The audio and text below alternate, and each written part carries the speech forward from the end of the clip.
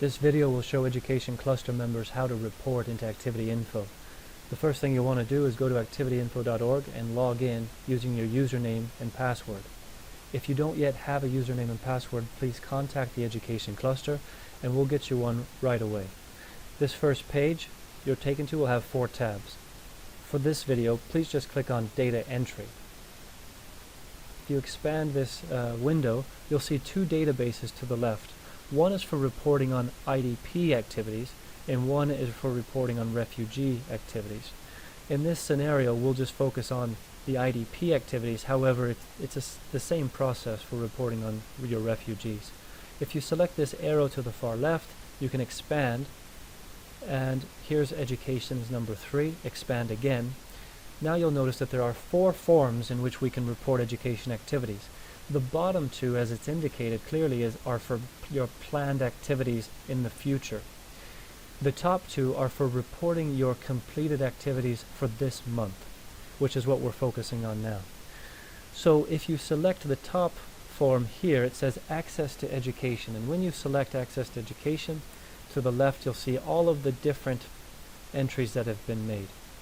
If you select the top one by UNICEF, for example, and select Monthly Reports, I can expand this window by opening it more. We're going to see a list of indicators. Now these indicators are the indicators that pertain only to access to education. The other indicators are for activities that pertain to education quality. This is important to realize that there's a distinction, because you may be at a single site or location implementing activities that fall in both categories, in which case you will need to report into 2 different forms for the same site. Let me show you how to do that. Let's pretend that I'm working for an organization that has gone in this month and we've done new activities at a new site, or a site for which we haven't yet reported into ActivityInfo. And those activities are both access related and quality related. So the first thing I'll do is select Access to Education form and click on New Submission. Here I'll need to select the governor where we're working, the district where we're, and by working I mean where we're reporting, and now we have a choice. For example, if I select Governorate Erbil, District Erbil, you'll see there are 3 different camps that I could select. You'll also notice that there's a District Erbil.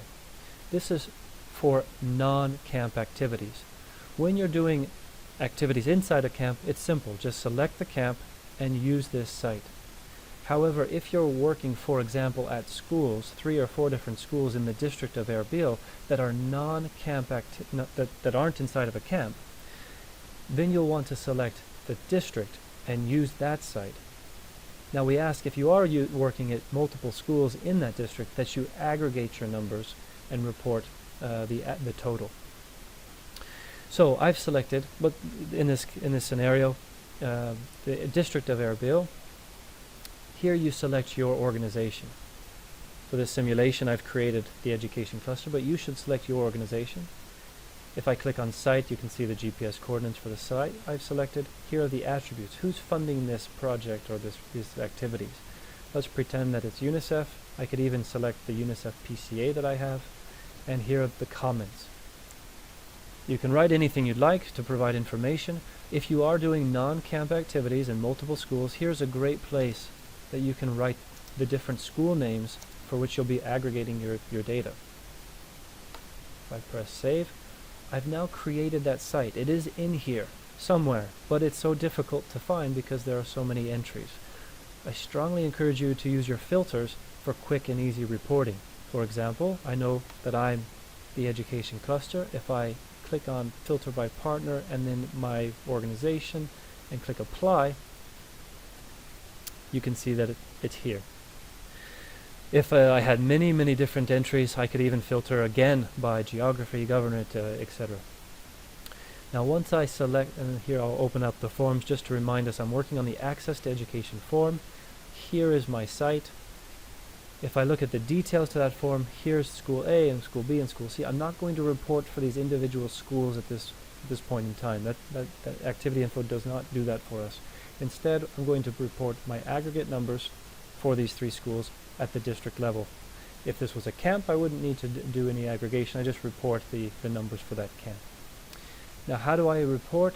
You must select monthly reports. On the monthly reports, you'll see the indicators. Number of tented classrooms established is the first one. So for the month of April, let's pretend that I've established 5 tented classrooms at those 3 different schools, and I have established 5 different rented spaces as classrooms. Now you'll notice these red flags. This means you haven't yet saved, and if I click anywhere, I will lose my data. So I always want to make sure that I click save before I get too far, and you'll notice the red flags now disappear. I cannot yet report for May, and if I open up and go back in time to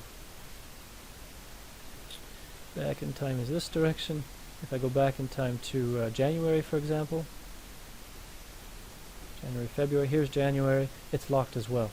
If you have data that you have not been able to report, or you've made a mistake in the past and you want to correct or add, we encourage you to do so, but you need to contact us first. Please contact the education cluster.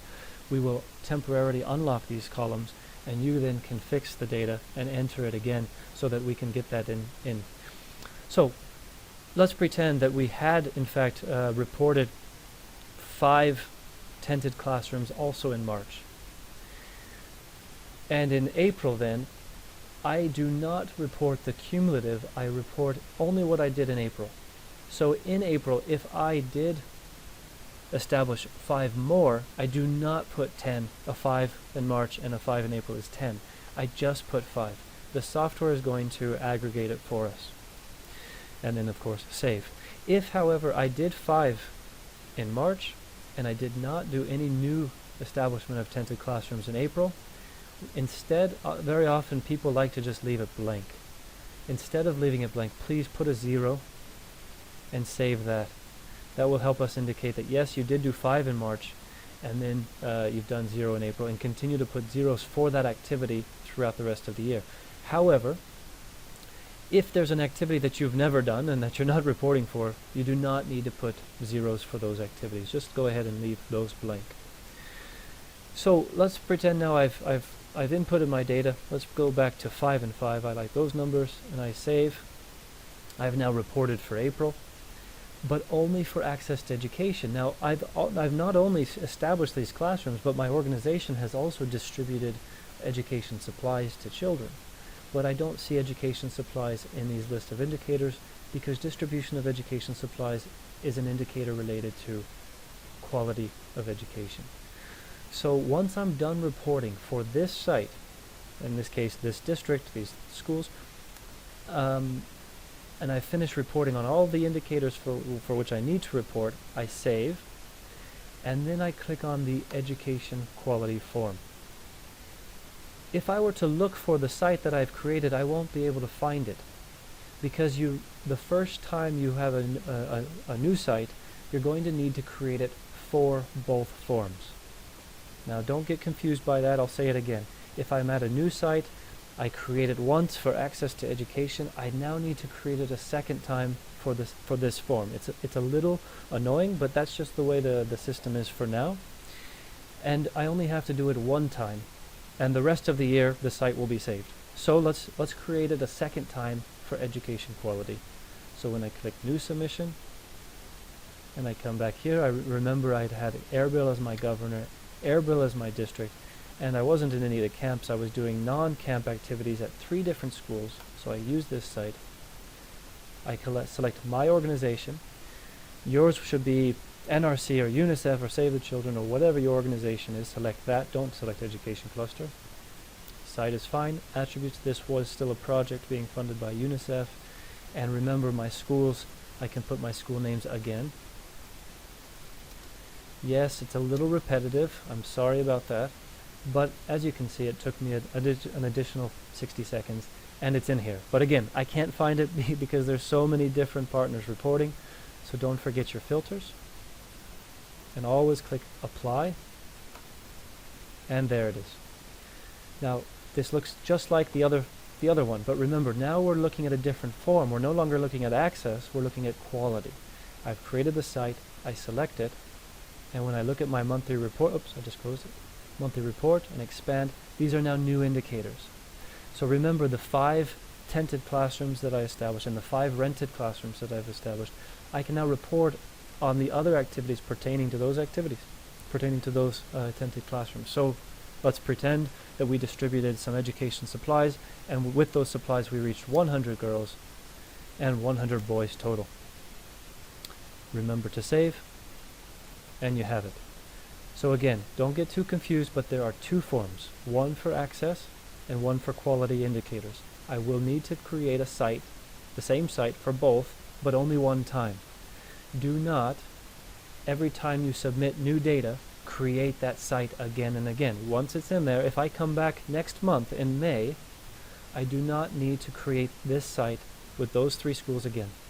Or if there was another camp, I don't need to do it again and again. Instead, I come in here and this will be unlocked, and I report for May, and I report for June and July. Okay, I think that's it. That's how you report into ActivityInfo on your monthly reports. If you have any questions or you need any support, please contact the Education Cluster and we'll be happy to help you out. Next video we'll try to do is how to use the Reports tab to access all of this wonderful information that partners and you yourself will be reporting. Talk to you soon.